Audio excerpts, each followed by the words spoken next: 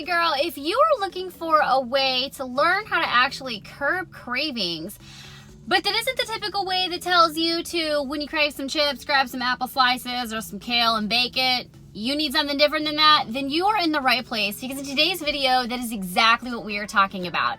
Stay tuned, it's coming your way right now.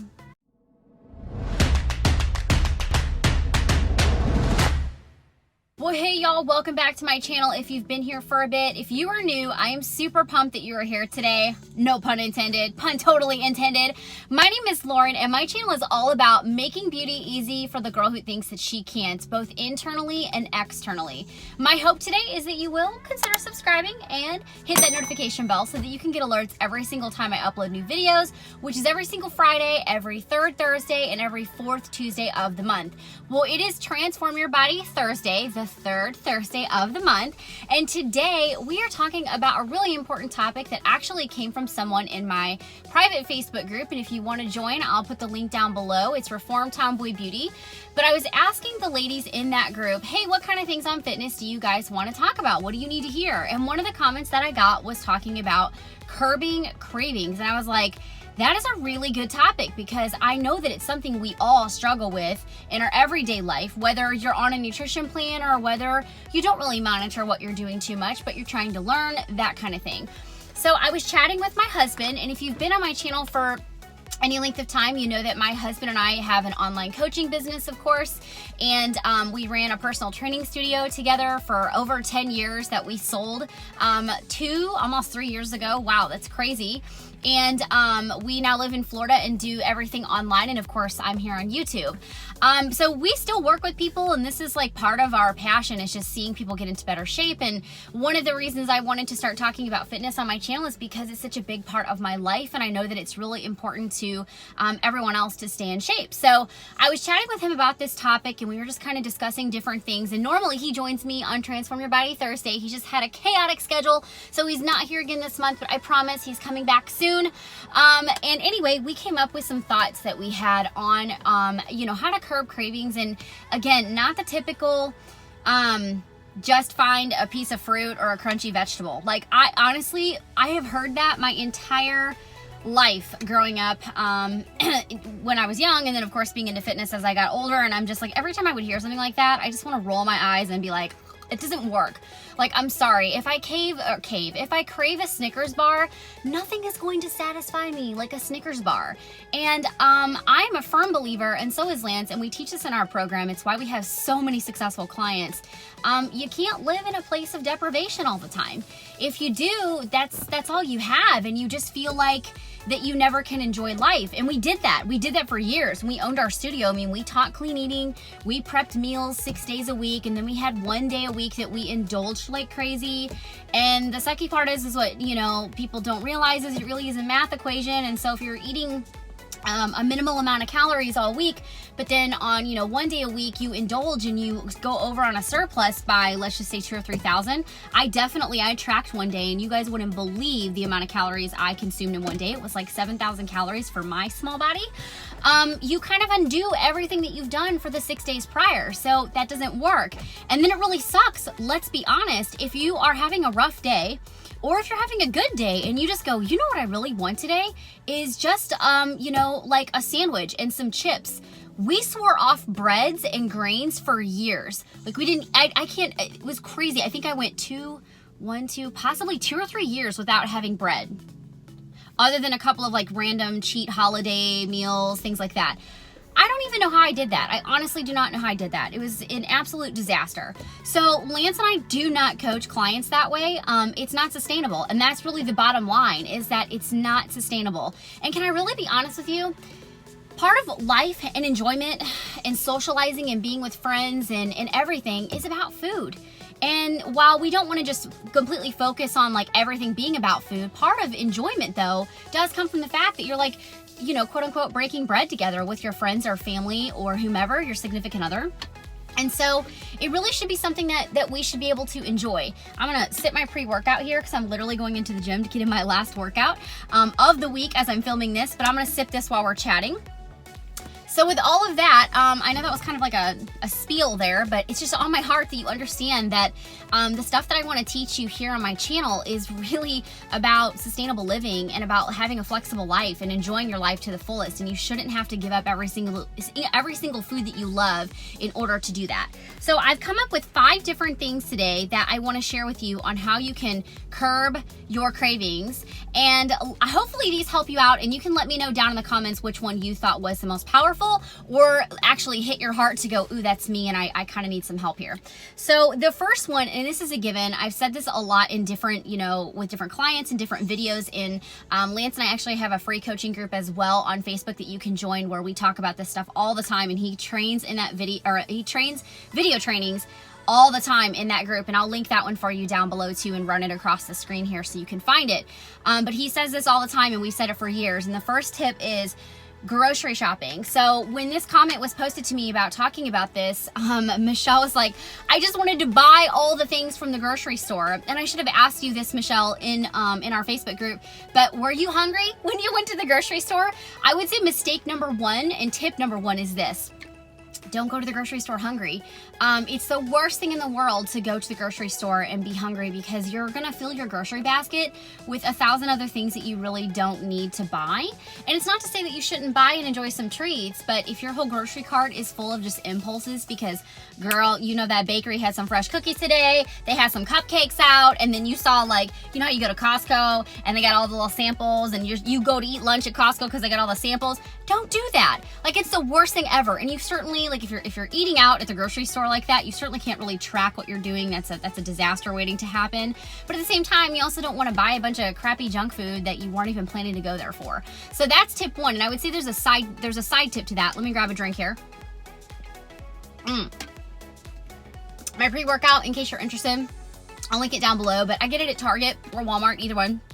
It's C4 and it's the watermelon version, and I love it. It makes me all tingly after it's gone, and it tastes like a Jolly Rancher, so I love it. That's it. Sidebar. The second tip is that I actually do my grocery shopping online.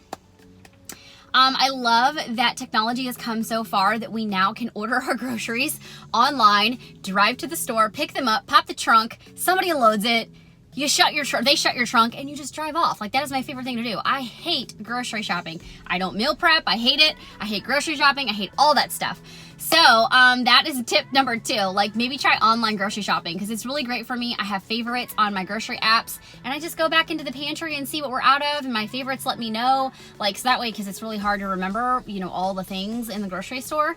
And it's a great way to keep me from buying things that I don't really need, because I'm not impulse buying at the grocery store. So that's tip number 1. Tip number 2, this is huge, and Lance and I preach on this so much. Again, that Facebook group is going to be huge value to you if you're not a part of it already. But you need to make sure that at least 20% of your calories, or we do a lot of like macros and flexible dieting, that 20% of that are fun foods. So what this means to you is that 80% of your day is, super clean. And it doesn't mean, guys, I'm not talking like clean foods, organic foods that you just eat plants that grow out of the ground, or, salt-fed beef or whatever it's called. Like, I'm not talking about that, but I'm talking about you eat really, really good foods all throughout the day that are nutrient dense, okay? Whether that's literally a turkey sandwich and you have, your good deli turkey and you get some cheese on there and you get your bread. But then 20% of your foods at the end of the night, or however you want to disperse that 20%, should be something fun that you enjoy. So this is where that curbing of the craving comes in.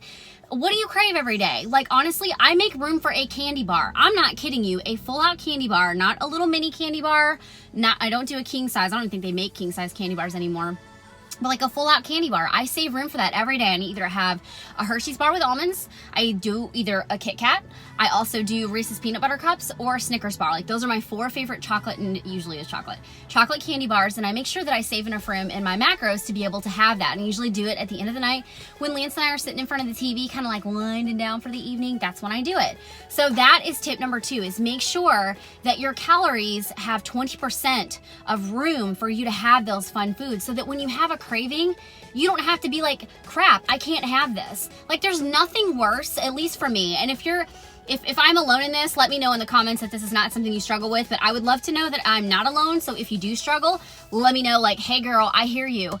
It is the worst thing in the world for you to see something that you want food-wise and go, yeah, no, I can't have that. I'm on this strict diet and I'm just not allowed and I can't. You know what happens? Because all you do is think about the fact that you freaking want that. You want to eat it, you want to enjoy it, and you want to not feel guilty about being able to eat that and enjoy it, right? I mean, that's how I lived for so many years, and I was content to a degree because, you know, I'm in great shape. But when I realized there was a better way and I didn't have to live like that, I literally lived my life for 1 day a week. I lived for Sundays because I could eat whatever I want. We had like a full out cheat day. And there were times, I'm not kidding you, I would go to bed so early on Friday and Saturday nights because I just wanted to get up so I could eat the next day. Like that's how it was. Like Saturday night, going to bed early because I was like, well, I know that, you know, once I get up in the morning, I can have that box of donuts that's sitting on the counter that I've been craving so bad. So I just want to go to sleep. Guys, that is no way to live. That is terrible. Like when I am on my deathbed, I don't think I'm gonna go, you know, really wish I wouldn't have ate that box of donuts. I don't think it's gonna be like that. It's all about balance. And I don't want to live a deprived life anymore. And I feel like the fitness industry is full of teaching people that the only way to live is to live deprived and that you can't have anything. And it's just not how it should be. So tip number 3, you really need to know your total energy expenditure. What do I mean by that? Join that group. Simply this, everything that you do with your diet comes down to a mathematical equation. Keto doesn't have some, you know, awesome magical powers on why it works. You know, doing a no, you know, like a low carb diet doesn't have any magical powers.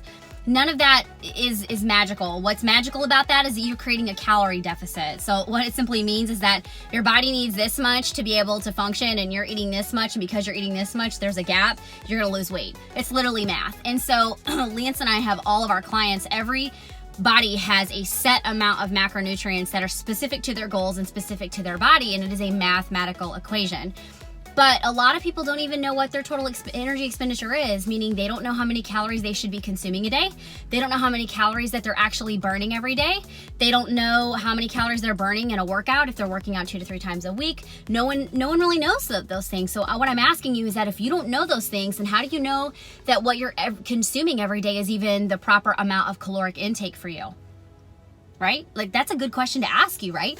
So if you don't know those things, again, I'm telling you, this is why this free Facebook group that Lance and I have, it's called Elevate Your Body Confidence. It is so good because you're going to learn some of these basic things that if you don't know, no wonder your journey is like stuck and you're stifled and you're frustrated, because you have to know these things to start making progress and moving forward. Make sense? So, okay, number 4, your calories could really be way too low. And this kind of piggybacks off number 3. But if your calories are way too low, and I'm just gonna use an example because this is what we've seen in the industry for so many years. I can remember when we owned our studio and I would meet with a new client and we would start to kind of get, you know, after they started training with me, the first thing I do is start kind of like digging into their nutrition and seeing what they're doing. The majority of my lady clients would always be worried that they were consuming too much food.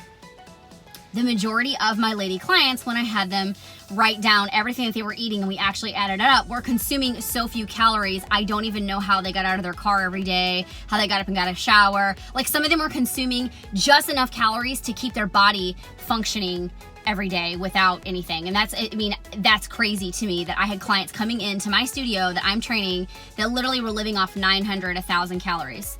That's nuts. And then the majority of people are like, well, I'll just cut to 1,200 calories because everyone knows 1,200 calories for whatever reason.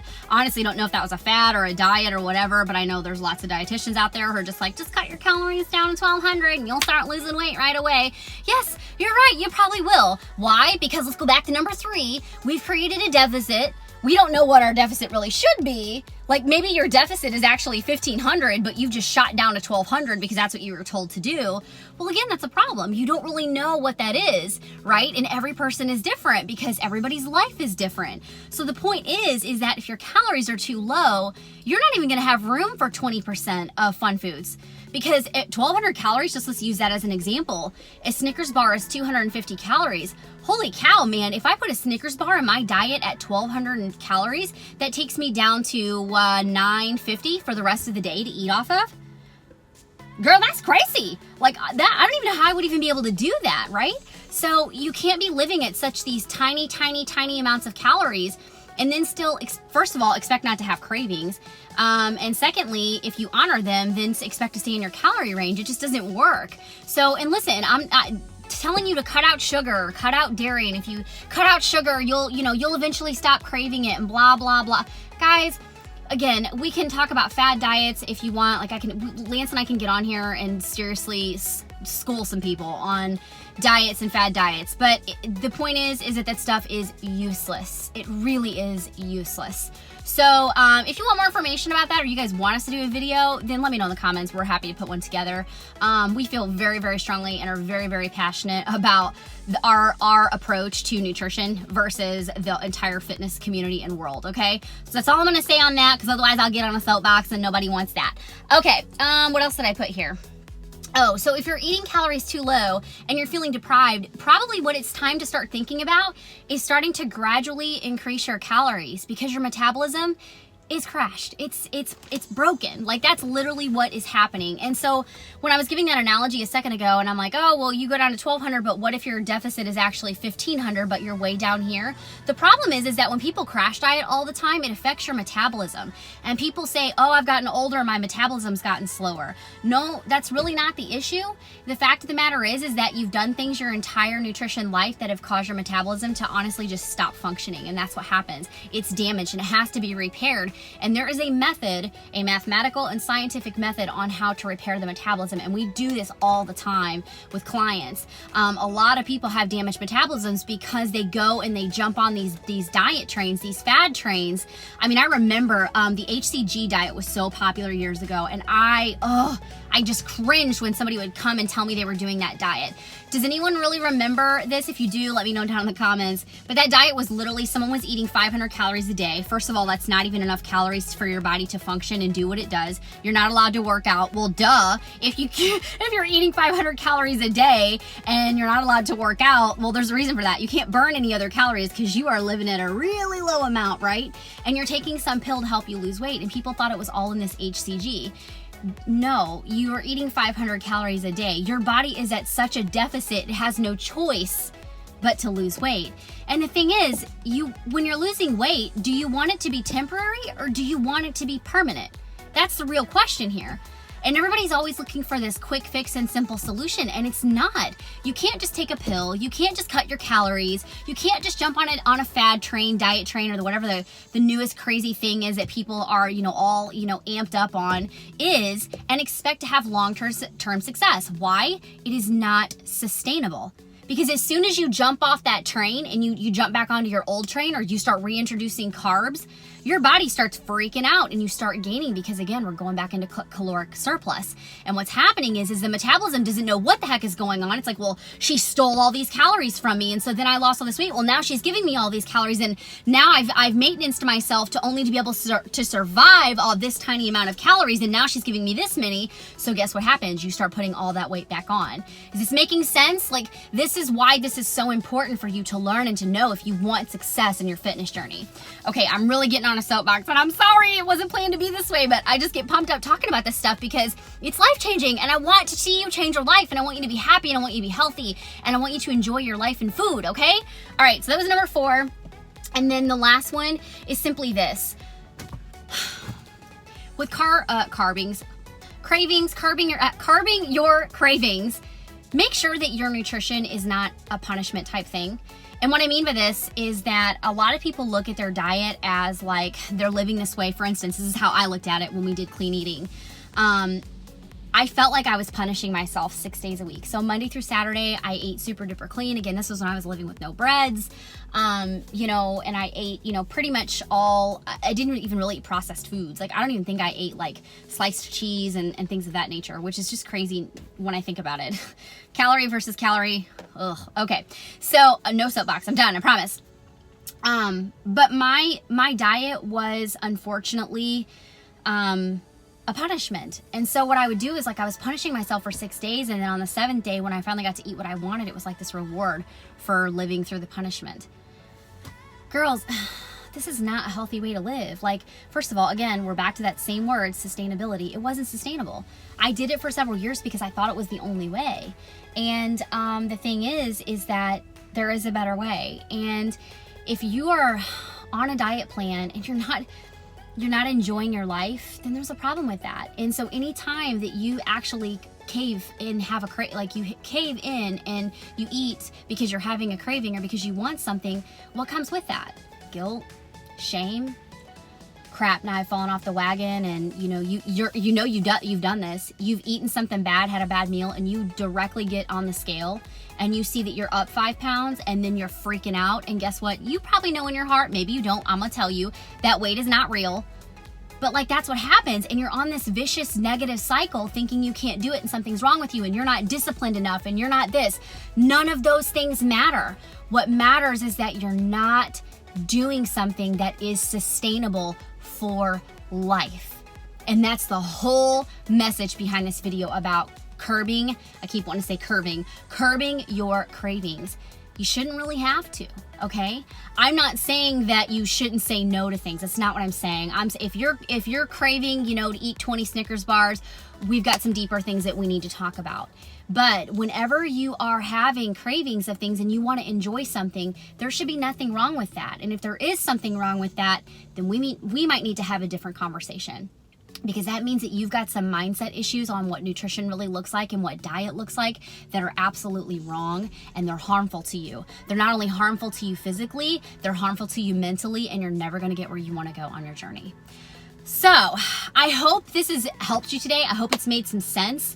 And what I would like to do is, I've asked you guys a lot of different things, questions down in the comments. So feel free to share anything you'd like to know. I'd love to hear from you. I would love to know which one of these tips and not tips and topics, but I guess thought processes made the most sense for you, where you're stuck at. And then of course, I've said it a couple of times, but join our free Facebook group, because we are in that group all the time talking about topics like this, giving you practical things that you can go and do and make changes on so that you can succeed in your journey. And we do this because we want to help people, not for any other reason, but we want you to succeed. Like, it is the burning desire inside my heart, inside Lance's heart.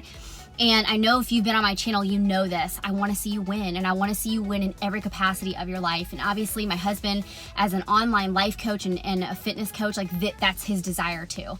So I hope this has helped you out today. And if you haven't had a chance to subscribe to my channel, I'm going to ask that you do that right now so that you don't miss out on any future Transform Your Body Thursdays or any other videos that go live on my channel. And of course, join those groups, connect with me on social media, and I will see you in my next video. #ReformTomboyFamily. I'll see you soon.